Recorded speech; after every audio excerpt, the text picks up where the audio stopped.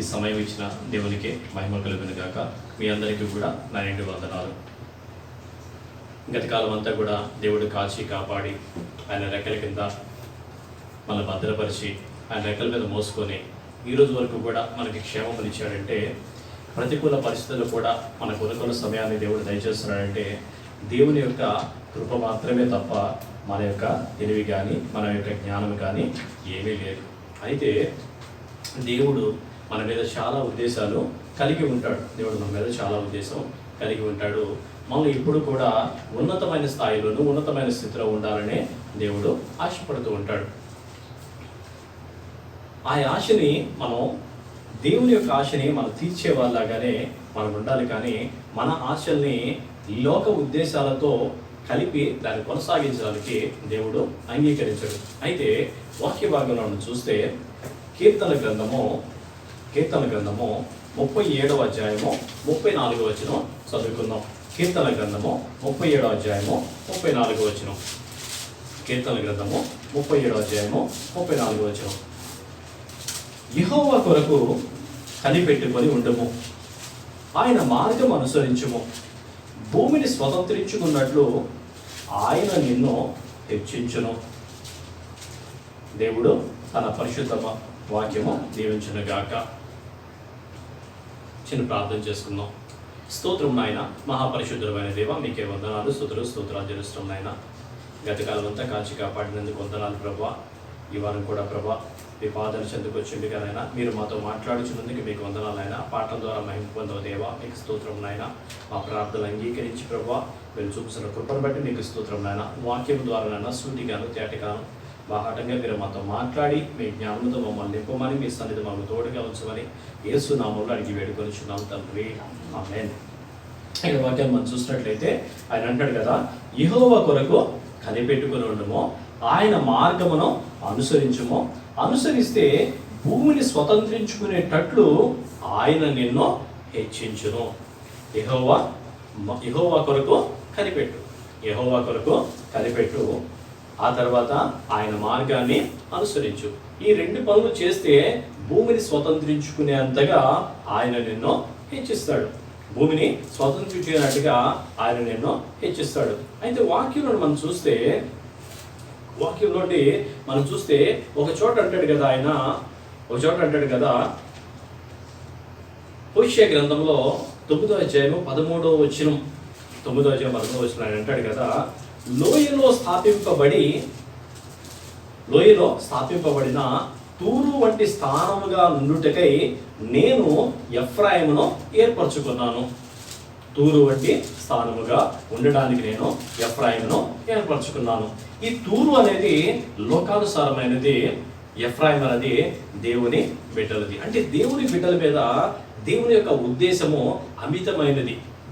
దేవుని యొక్క ఉద్దేశము అమితమైనది. ఎంత అమితమైందంటే ఆ దేవుని బిడ్డలు ఉన్నతముగాను హెచ్చుగాను అన్నిట్లో కూడా ఆశీర్వాదకరంగాను ఫలభరితంగా ఉండాలని దేవుడు నిన్ను బట్టి నన్ను బట్టి కూడా కోరుకుంటున్నాడు. ఆ కోరుకుంటూ అంటాడు, తూరులాగా నీవు ఉండాలంటాడు. అయితే తూరుని మనం చూసినట్లయితే, తూరు యొక్క ఆ ప్రదేశాన్ని మనం చూసినట్లయితే యెహెజ్కేలు గ్రంథము 27వ అధ్యాయంలో అండి, యెహెజ్కేలు గ్రంథం 27వ అధ్యాయంలో అయితే వాక్యం తీయవలసిన లేదు, నేను చదువుతున్నాను చూడండి. అందులో అంటాడు కదా, సముద్రపు రేవుల మీద నివసించుదానా, అనేక ద్వీపములకు ప్రయాణము చేయు వర్తక జనమా, ప్రభువుని యెహోవా సెలవిచ్చినదేమనగా, తూరు పట్టణమా, నేను సౌందర్యము గలదానని నీవు అనుకున్నావు. ఎలా ఉందంట తూరు పట్టణము? చాలా సౌందర్యంగా ఉన్నది. అలాగే సముద్రపు రేవుల మధ్యలో అది అనేక ద్వీపాలు కూడా అక్కడ ప్రయాణాలు సాగిస్తూ మంచి వ్యాపార కేంద్రముగా ఆ యొక్క తూరు పట్టణం ఉన్నది. ఆ తూరు పట్టణం మంచి వ్యాపార కేంద్రముగా ఉన్నది. నీకైతే నెత్తికెక్కమని అనట్లేదు, కానీ అంత ఆశీర్వాదం కావాలని ఆయన కోరుకుంటున్నాడు నిన్ను. నువ్వు ఎప్పుడు కూడా ఉన్నతముగా ఉండాలని, నువ్వెప్పుడు కూడా ఆశీర్వాదకరంగా ఉండాలని, నువ్వెప్పుడు ఫలభరితంగా ఉండాలని, నువ్వెప్పుడు దీవెనకరంగా ఉండాలని, నువ్వెప్పుడు సంతోషంగా ఉండాలని, నువ్వెప్పుడు ఉన్నతముగా ఉండాలని దేవుడు నిన్ను పట్ల ఆశ కొలుచున్నాడు. ఆ ఆశని నువ్వు తీర్చేదానిగా ఉండాలి. అలాగే 8వ వచనం అంటున్నాడు, తూరు పట్టణమా, సీదోను నివాసులను, అర్పాదు నివాసులను నీ ఓడకు కలాసులుగా ఉన్నారు, నీ స్వజనులు చేరి ప్రజ్ఞావంతులు నీకు ఓడ నాయకులుగా ఉన్నారు. అంటే అంతమంది జ్ఞానం ఇచ్చే వాళ్ళు ఉన్నారు, అంత జ్ఞానం కలిగిన పట్టణముగా ఉన్నది, అంత మంచి పట్టణముగా ఆ తూరు పట్టణం ఉన్నది. అయితే లోకానుసారంగా మనం చూస్తే అక్కడ అనేక మందికి చాలా జ్ఞానం ఉంది, చాలా ప్రజ్ఞ ఉంది. ఈరోజు ఎక్కడెక్కడికైనా సరే ఏదైనా సాధించడానికి అంత జ్ఞానం అనేది వారి దగ్గర ఉంది. వాళ్ళ దగ్గర కాదు కానీ నీ దగ్గర ఉండాలని దేవుడు కోరుకుంటాడు. నీవు ఉన్నతముగా ఉండాలని దేవుడు కోరుకుంటాడు. నువ్వు ఆయనకి నచ్చినట్టుగా ఉండాలని దేవుడు కోరుకుంటున్నాడు. అనేక ప్రాంతాల వారు ఆ పట్టణానికి వచ్చి కోరుకుంటున్నాడు. అనేక మంది ఆ ప్రాంతానికి వచ్చి వారి మీద ఆధారపడుతున్నారు. అలాగే నీ మీద కూడా అనేక మంది ఆధారపడాలి, అనేక మందిని బ్రతికించేలాగా నీవు ఉండాలని దేవుడు నీ పట్ల ఆశ కలిగి ఉన్నాడు. అనేక మంది నీ ద్వారా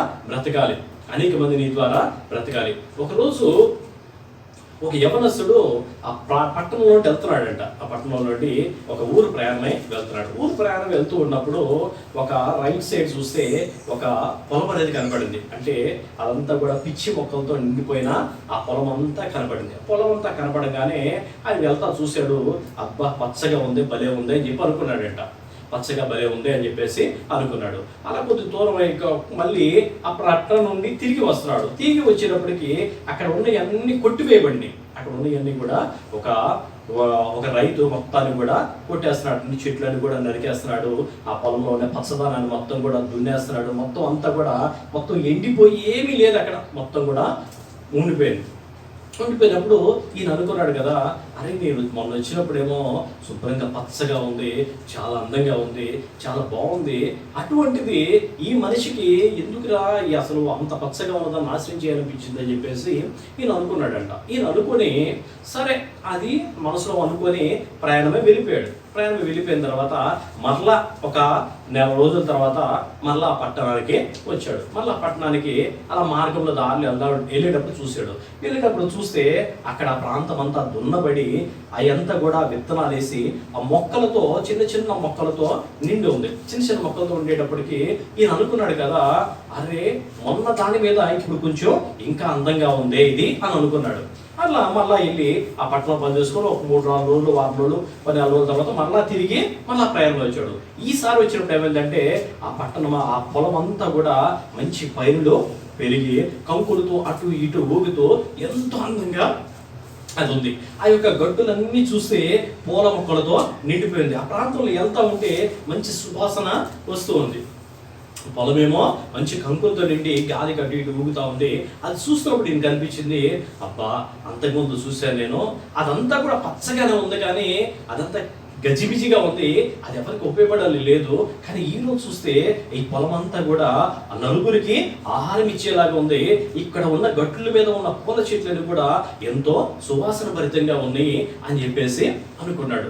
అనుకుని ఆ తర్వాత ఆ పొలం గల్లా ఏ అయితే సేజీగాడు ఉన్నాడో ఆయన దగ్గరికి వెళ్ళి మాట్లాడుతున్నాడు. ఆ సేజీగాడి దగ్గరికి వెళ్ళి మాట్లాడుతుంటే ఆయన అన్నాడు కదా, అయ్యా అంతకుముందు కూడా ఇక్కడ అన్ని కూడా పిచ్చి మొక్కలు అవన్నీ మొలిసినాయి, అవన్నీ కూడా అలాగే పెరిగినాయి, కానీ వాటి వలన ఎవరికి ఉపయోగం లేదు.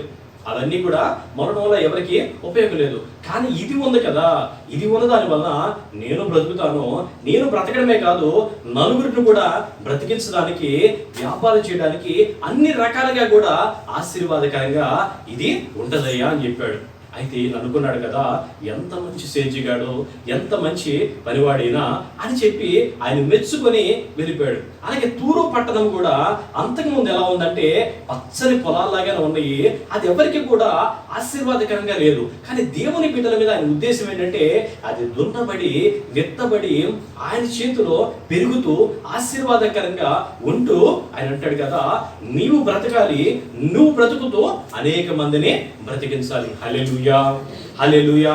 అంత మంచి పట్టణముగా దేవుడు నిన్ను కోరుకున్నాడు. అంత మంచి పట్టణముగా ఉండాలని, నువ్వు బ్రతుకుతూ అనేక మందిని బ్రతికించే దానిలాగా ఉండాలని దేవుడు నిన్ను కోరుకున్నాడు.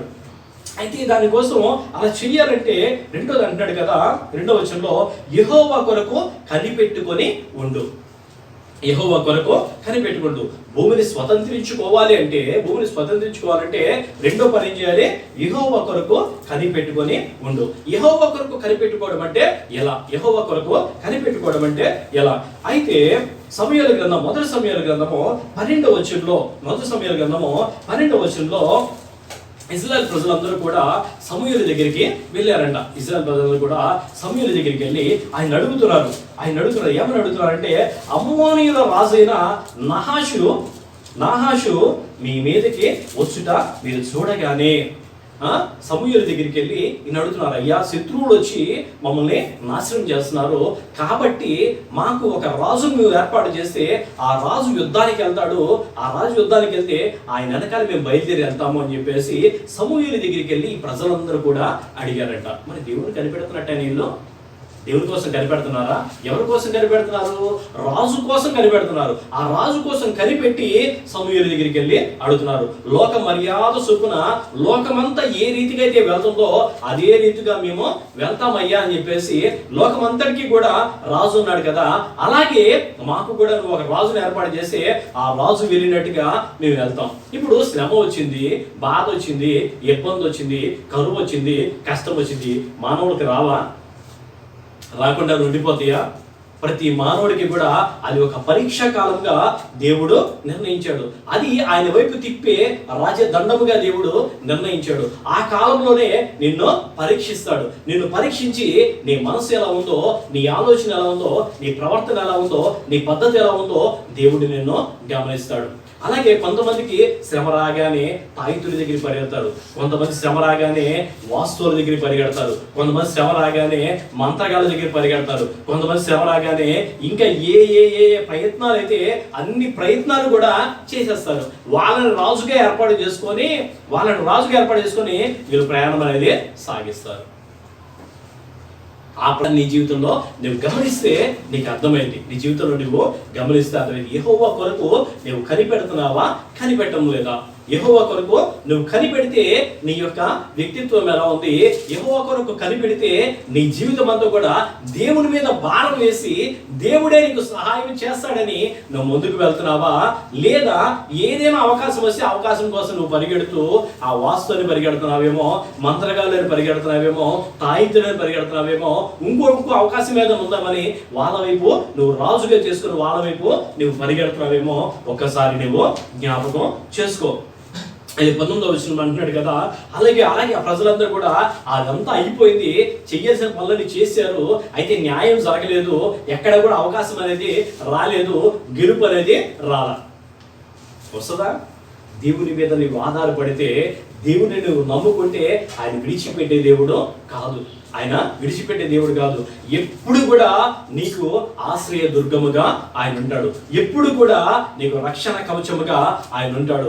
ఎప్పుడు కూడా ఆయన రెక్కల కింద నీకు కాపుదలిస్తాడు. కోడి తన పిల్లలకు ఎలాగైతే తన రెక్కల కింద కాపుదలిస్తో అంత కాపుదల నీకు ఇస్తాడు. అటువంటి దేవుని వదిలేసి దేవుని కొరకు కనిపెట్టకుండా వీళ్ళు ఏం చేశారంట, లోక మర్యాద చొప్పున మాకు ఒక రాజును ఏర్పాటు చేయి. ఇప్పుడు లోకమంతా అలాగే ఉంది కదా, లోకం అవకాశము ఎటు పక్కన అవకాశం వస్తుందో, నాయకుల ద్వారా వస్తేమో, అధికారుల ద్వారా వస్తేమో, ఇంకో ద్వారా వస్తేమో అని చెప్పేసి ఎన్నో అధికారాల కోసం, ఎన్నో అవకాశాల కోసం వాళ్ళు చూస్తున్నారు.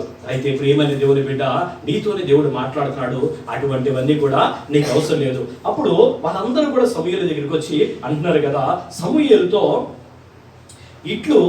ఇట్లనేది రాజును 19వ వచనం,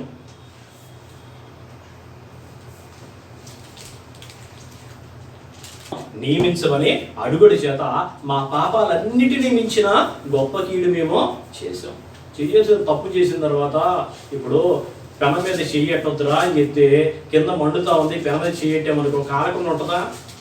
కాలిన తర్వాత బాధపడడం కంటే కాలం ముందే సరి చేసుకోవాలి కదా. దేవుడు కోరేది అదే, దేవుడి వాక్యంలో నీకు సెలవిచ్చేది కూడా అదే.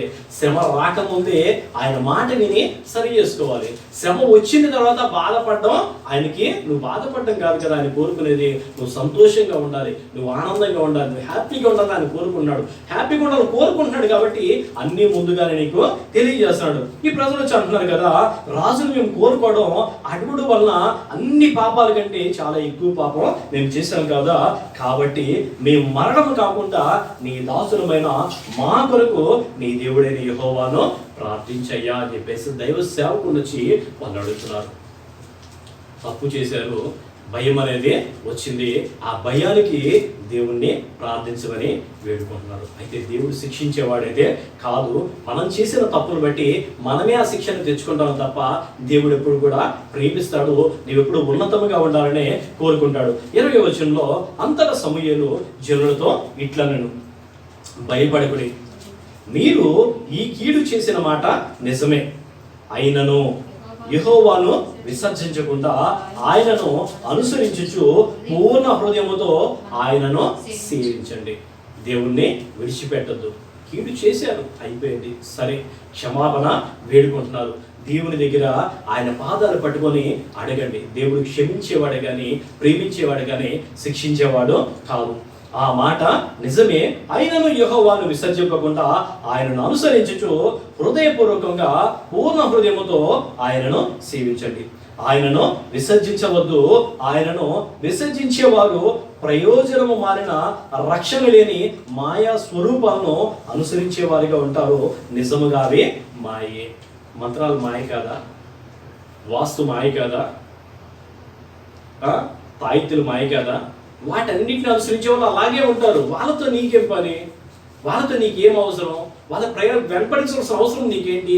నీ దేవుడు సర్వ సృష్టికర్త అయిన దేవుడు, సూర్యుడు శాసించగలిగిన గొప్ప దేవుడు, చంద్రుడు శాసించగలిగిన గొప్ప దేవుడు. ఒకరోజు యెహోషువ యుద్ధం జరుగుతుంటే, సూర్యుడా నువ్వు అయ్యోలో నుండు అంటే ఆయన అక్కడ ఆగిపోయాడు, చంద్రుడా నువ్వు లోయలు ఆగమంటే అక్కడ ఆగిపోయాడు. అంత గొప్ప దేవుడు నీ అంట ఉంటే, నీకు తోడుగా ఉంటే, నీకు తండ్రిగా ఉంటే, నీకు దేవుడిగా ఉంటే, నీకు రాజుగా ఉంటే, నువ్వు వేరే ఎవరో కావాలని నువ్వు అడగడం ఎంత దుర్మార్గమో ఒక్కసారి ఆలోచించు. ప్రియమైన దేవుని బిడ్డలారా, అటువంటి మనసు కూడా నీ దగ్గరికి రావద్దు. యెహోవా కొరకు కనిపెట్టుకొని ఉండు. నిన్ను భూమిని స్వతంత్రించుకునే వారిగా చేద్దాం అనుకుంటున్నాడు. నువ్వు భూమి అంతా కూడా నీ దగ్గర వచ్చి నిన్ను నీ ద్వారా బ్రతకాలని దేవుడు నిన్ను నీ ద్వారా కోరుకుంటున్నాడు. అలాగే నీవు ఉంటే అది ఆశీర్వాదం. అయితే మూడవది, మొదటిది భూమిని స్వతంత్రించుకోవడం అని నిన్ను కోరుకున్నాడు. రెండవది ఆయన కొరకు కనిపెట్టుకోవడం. మూడవది ఆయన మార్గాన్ని అనుసరించడం. ఈ మార్గము తెలియకే అనేక మంది దారి తప్పిపోతున్నారు. యోహాను సువార్త 14వ అధ్యాయము 5వ వచనం. అందుకు తోమా ప్రభువా, మార్గం ఎలాగో మాకు తెలియనని ఆయనను అడుగగా, ఆయన అడిగితే అన్ని కూడా తెలియజేస్తాడు. తోమా అనుమానపు మనిషి. ఎంత అనుమానం అంటే అంత అనుమానం. యేసయ్య కనబడ్డాడని చెప్పేసి అనేక మంది చెప్పినా నేను నమ్మను. నా ఏలుతో నేను ముట్టుకుంటేనే, ఆ గాయాలు ఏలి పెడితేనే నేను నమ్ముతాను అన్నాడు. అయినా సరే ప్రభువు ఎంత కృప కలిగిన వాడంటే అంత కృప కలిగిన వాడు. అయినా సరే ఆ తోమా దగ్గరికే వచ్చి, నువ్వు నమ్మనంటున్నావు కదా, నా గాయాల్లో వేలు పెట్టి చూడు అని చెప్పేసి ఆ గాయాల్లో వేలు పెట్టి ఆయన నమ్మించాడే తప్ప నువ్వు నమ్మలేదు కదా విసర్జించే పని ఆయన చేయలేదు. అంత గొప్ప దేవుడు, అంత గొప్ప ప్రభు. ఆయన కొరకు నువ్వు కనిపెట్టుకొని ఉండాలి. ఆయన మార్గము నువ్వు తెలుసుకోవాలి. నీ మార్గము ఆయన నీకు తెలియచేయడానికే ఉన్నాడు. ఆయన అడిగితే దేన్ని కూడా కాదని అన్నాడు. అందుకే అంటున్నాడు కదా, తోమా అంటాడు, మాకు తెలియదు కదయ్యా ఆ మార్గము ఎలా తెలుస్తుందని. అప్పుడు అంటున్నాడు 6వ వచనంలో, యోహాను సువార్త 14వ అధ్యాయము 6వ వచనంలో, యేసు నేనే మార్గమును, నేనే సత్యమును, నేనే జీవమును, నా ద్వారా తప్ప ఎవడును తండ్రి యొద్దకు రాడు. నేనే మార్గాన్ని, నేనే సత్యాన్ని, నేనే జీవాన్ని, నా ద్వారా తప్ప ఎవ్వరు కూడా తండ్రి దగ్గరికి వచ్చే అవకాశము లేదు. నువ్వు నా దగ్గరికి వస్తేనే నువ్వు తండ్రి దగ్గరికి వెళ్తావు అని యేసయ్య మాట్లాడుతుండగా, యేసయ్య దగ్గరికి మనం వెళ్తేనే కదా తండ్రి ఎవరో తెలిసేది, దేవుడు ఎవరో మనకు అర్థమయ్యేది. దేవుడు ఆ దేవుడు దగ్గరికి వెళ్ళాలి అంటే, దేవుడి దగ్గరికి వెళ్ళాలి అంటే మనం యేసయ్య దగ్గరికి రావాల్సిందే. ఆయన మార్గాన్ని నువ్వు తెలుసుకోవాల్సిందే. ఆయన సత్యమే ఉన్నాడు కాబట్టి ఆ సత్యమేంటో నీవు ఎరగవలసిందే. 7వ వచనంలో, మీరు నన్ను ఎరిగి ఉంటే నా తండ్రిని ఎరిగి ఉందురు, ఇప్పటి నుండి మీరు ఆయన్ను ఎరుగుదురు, ఆయనను చూచి ఉన్నారని చెప్పాను. అప్పుడు ఫిలిప్పు, ప్రభువా, తండ్రిని మాకు కనపరచుము, మాకంతే చాలునని ఆయనతో చెప్పగా, ఫిలిప్ అడుగుతున్నాడు, ఇంకో శిష్యుడు అనమాట. ఆయన అడుగుతున్నాడు కదా, అయ్యా తండ్రిని మాకు చూపించే, దేవుడు ఎవరో మాకు చూపించయ్యా అని చెప్పేసి ఆయన అడుగుతున్నాడు. యేసయ్యే దేవుడిగా అక్కడ ఉంటే ఇంకా దేవుడి కోసం ప్రయత్నం చేస్తున్నారు. అక్కడ ఉన్న ప్రజలేమో రాజుగా దేవుడు ఉంటే మాకు ఒక రాజు కావాలని వాళ్ళు అడిగారు. ఇక్కడ ఉన్న శిష్యులేమో తండ్రి అయిన దేవుడే ఏడు దగ్గర ఉంటే మాకు ఇంకా తండ్రిని చూపించయ్యా అని చెప్పేసి యేసయ్యని అడుగుతున్నారు. అయినా సరే కోపగించుకోలేదు. అక్కడ సమూయేలు దగ్గర కోపగించుకోలేదు, ఇక్కడ కూడా కోపగించుకోకుండా మాట్లాడుతున్నాడు కదా. యేసు అంటున్నాడు, ఫిలిప్పు, నేను ఇంతకాలము నీ యొద్ద ఉండినాను, నీవు నన్ను ఎరగవా? నన్ను చూసిన వాడు తండ్రిని చూచున్నాడు కనుక తండ్రిని మాకు కనపరచమని ఎలా చెప్పుచున్నావు? నన్ను చూసావు అంటే తండ్రిని నీవు చూసినట్లే. తండ్రి మనస్సు ఈ రూపంలో ఉన్నది. దేవుడు ఎలా ఉంటాడో ఈ రూపము అలాంటిదే. ఆయన నీ కోసం ప్రాణం పెట్టాడు, నీ కోసం రక్తము కార్చాడు, నీ కోసం ఆఖరి రక్త బొట్టు వరకు నీ కోసం చిందించడానికి వచ్చాడు. నువ్వు ఆయన ఎన్నో రకాలుగా బాధ పెట్టావు, నువ్వు ఎన్నో రకాలుగా ఆయన్ని కష్టపెట్టావు, దుఃఖ పెట్టావు, కానీ ఆయన నీ కోసం ప్రాణం పెట్టడానికే వచ్చాడు.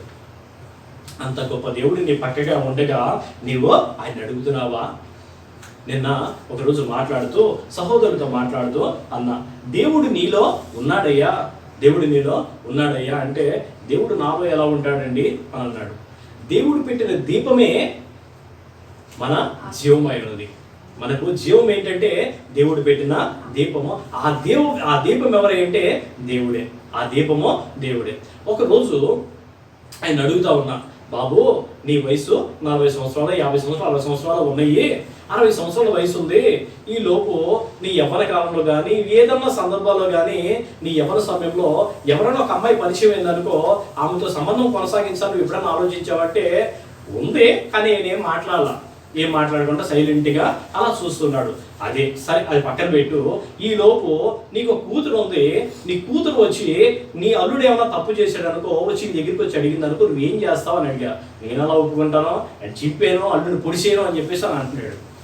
నువ్వు చేస్తే ఆ తప్పు కాదు, ఆయన చేస్తే ఆ తప్పు. ఎలా అంటే అప్పటికే నీ లోపల దీపం అనేది దేవుడు వెలిగించాడు. అప్పటికే దేవుడు నీలో ఉన్నాడు, కానీ నీలో ఉన్న చీకటి చేత ఆ కొంచెం కింద దీపాన్ని ఎలా పెట్టావో అలా మూసేసి దాన్ని ఉంచావు. కానీ నీ దగ్గరికి వచ్చి దాన్ని వంట కట్టగానే ఆ దీపాన్ని చూసి బయటకు చూసినట్టుగా ఈరోజు నువ్వు మాట్లాడుతున్నావు. ఆయన మార్గాన్ని అనుసరిస్తే ఆయన నీ హృదయంలో ఉండి నువ్వు ఎన్నోసార్లు ఆయన్ని దుఃఖ పెట్టావు, ఎన్నోసార్లు ఆయన బాధ పెట్టావు. ఆయన బాధ పెట్టినా దుఃఖ పెట్టినా నిన్నైతే శ్రమపరచట్లేదు, కానీ నేనేమంటున్నాడు, ఆయనే ప్రాణం పెడుతున్నాడు, ఆయనే రక్తం కార్చి నిన్ను తప్పించి రక్షించి ఆయన కుడి పార్శ్వం నిన్ను కూర్చోబెట్టడానికి ఆయన వచ్చి ఆయన అంటున్నాడు కదా, భూమిని స్వతంత్రించుకున్నట్లు ఆయన నిన్ను హెచ్చిస్తాడు. అంత గొప్ప జనాంగంగా నిన్ను చేస్తానంటున్నాడు. ఆయన కొరకు కనిపెట్టి ఆయన మార్గంలో నీవు నడిచి ఆయనతో పాటు ఉన్నట్లయితే, మొదట అన్నా కదా, ఆ పొలాన్ని ముందు చూస్తే అదంతా కూడా పిచ్చి మొక్కలు మొలిచినదై ఉన్నది. ఆ పొలం అంతా కూడా అదంతా కూడా అగ్నిలో కాల్చడానికి తప్ప ఇక దేనికి కూడా అది పనికిరాదు. కానీ ఆ వ్యవసాయకుడైన యేసయ్య నీ జీవితంలోకి వచ్చి నిన్ను దున్ని నీలో ఆయన యొక్క పరిశుద్ధాత్మ విత్తనాలు పెట్టినప్పుడు నీ యొక్క జీవితం ఎలా ఉంటుందంటే, నీవు బ్రతకడానికి ఉపయోగపడితే, నీవు కాకుండా అనేక మందిని బ్రతికించడానికి నీవు వాళ్ళకి ఆశీర్వాదకరంగా నీవు ఉంటావు. హల్లెలూయా, హల్లెలూయా. అలా భూమిని స్వతంత్రించుకోవడానికి దేవుడు నిన్ను ఏర్పాటు చేసుకున్నాడు, కానీ నిర్వీర్యం అయిపోవడానికి కాదు, నాశనానికి వెళ్ళిపోవడానికి కాదు, నరకానికి వెళ్ళిపోవడానికి నిన్ను దేవుడు ఏర్పాటు చేసుకోలేదు. యెహోవా కొరకు నువ్వు కనిపెట్టి ఆ యొక్క ఇప్పటికే ఉదయమో అలాంటివన్నీ కూడా విడిచిపెట్టి దేవుడు నా జీవితంలో ఆయనే రాజుగా ఉన్నాడు. లోకంలో ఏ రాజులు కూడా నాకు అవసరం లేదు. దేవుడే నాకు దేవుడిగా ఉన్నాడు. ఆయనే నాకు తండ్రిగా ఉన్నాడు. ఆయనే నాకు యజమానిగా ఉన్నాడు. ఆయనే నా గృహానికి అధిపతిగా ఉన్నాడు. ఏ తెగులు కూడా నా గుడారానికి సమీపించదు. పగటి వేళ వచ్చే బాణమైనా, రాత్రి వేళ సంచరించే రోగమైనా సరే ఏది కూడా నా గృహానికి రాదు. ఎందుకంటే నా దేవుడు నన్ను ఎంతగానో హెచ్చిస్తున్నాడు. నా దేవుడు నన్ను ఎంతగానో ఉన్నతమైన స్థితిలో ఉంచాలని కోరుకుంటున్నాడు. అలాగే ఆయన అంటున్నాడు కదా, నువ్వు భూమిని స్వతంత్రించుకునేలాగా నిన్ను చేస్తానంటున్నాడు. భూమిని నువ్వు స్వతంత్రించుకోవాలంటే నువ్వు ఎటువంటి పరిస్థితుల్లో ఉన్నా ఆయన మీద పూర్తి విశ్వాసము కలిగి ఆయన్ని సంపూర్ణంగా విశ్వసించి నీ పాపాన్ని వదిలిపెట్టి నీ తప్పులన్నీ కూడా ఆయన దగ్గర ఒప్పుకొని ఆయన్ని కనికరం కోసం నువ్వు కనిపెట్టినట్లయితే ఆయన నిన్ను ఉన్నతమైన స్థాయిలోనే, ఉన్నతమైన స్థితిలోనే ఉంచుతాడు. ఈ రోజు నువ్వు భేద స్థితి అయ్యుండొచ్చేమో కానీ సంపన్నమైన స్థితిలోనికి తీసుకుని వెళ్తాడు. ఈ రోజు నువ్వు పాప స్థితిలో ఉండొచ్చేమో కానీ దేవుడు నిన్ను పరలోక రాజ్యానికి నిన్ను తీసుకుని వెళ్తాడు. ఆయన రాకడ ఎంతగానో సమీపమై ఉండగా ఆయన వచ్చేటప్పుడు ఆయనతో పాటు ఎదుర్కోవడానికి పెళ్లి గుంపులోనే నువ్వు ఉండగలుగుతావు. బుద్ధి కలిగిన కన్యకలాగా నువ్వు మారగలుగుతావు దేవుని కొరకు కనిపెట్టి ఉన్నప్పుడు. అటువంటి ఆశీర్వాదము, అటువంటి కృప, అటువంటి ధన్యత దేవుడు నీకు దయచేయును గాక. దేవుడి చిన్ని మాటలను దీవించును గాక. స్తోత్రం నాయన, మహాపరిశుద్ధుడైన దేవా, మీకే వందనాలు, స్తుతులు, స్తోత్రాలు తెలుస్తున్నాం నాయన. మీ కృప, మీ కాపుదల మాకు దయచేయండి. మీ సన్నిధి మాకు తోడుగా ఉంచండి. మీ ఆత్మకార్యం మనం జరిగించి నడిపించమని, మీ తోడు మాకు దయచేయమని. అయ్యా, మా పట్ల నాన్న మీ ఉద్దేశంలో తండ్రి ఎంతో ఉన్నతమైనవి తండ్రి. మీకు స్తోత్రం నాయన. మీ కొరకు నాయన కనిపెట్టుకునే వారిగా ఉండాలి ప్రభా. మీకు వందనాలు తెలుస్తున్నాం నాయన. అయ్యా తండ్రి నాన్న, మీరు ఇచ్చే ఆశీర్వాదాలు ప్రభా ఎంతో ఉన్నతమైనవి ప్రభా. భూమిని స్వతంత్రించుకునే అంతగా నాన్న మనకి హెచ్చించాలని కోరుకున్నావు తండ్రి. మీకు స్తోత్రం నాయన. ఆ యొక్క ప్రభా పచ్చగడ్డి నాన్న అగ్నిలో కాల్చబడ్డాలి తప్ప దేనికి పనికిరాదు కానీ నాయన, నీవు మా జీవితంలోకి వచ్చినప్పుడు నాయన దున్ని విత్తనాలు పెట్టి దాన్ని మంచిగా నాయన కాపు కాసు మేము బ్రతకడమే కాదు నాయన, అనేక మంది బ్రతికించే వారిగా మమ్మల్ని చేస్తానన్నావు తండ్రి. మీకు స్తోత్రం నాయన. ఇంత గొప్ప దీవెన, ఇంత గొప్ప ఆశీర్వాదం నాయన మీరు ఈ మధ్యాహ్న కాలంలో మాకు ఇస్తున్నందుకు మీకు స్తోత్రాలు తెలుస్తూ మీరే మహిమ పొందమని, మీ సన్నిధి మాకు తోడుగా ఉంచి నడిపించమని మీకోసం కనిపెడుతూ మీ మార్గాన్ని మేము అనుసరిస్తూ ముందుకు సాగడానికి మీ సహాయం దయచేయమని యేసు నామములో అడిగి వేడుకొనుచున్నాం తండ్రి. ఆమేన్, ఆమేన్, ఆమేన్.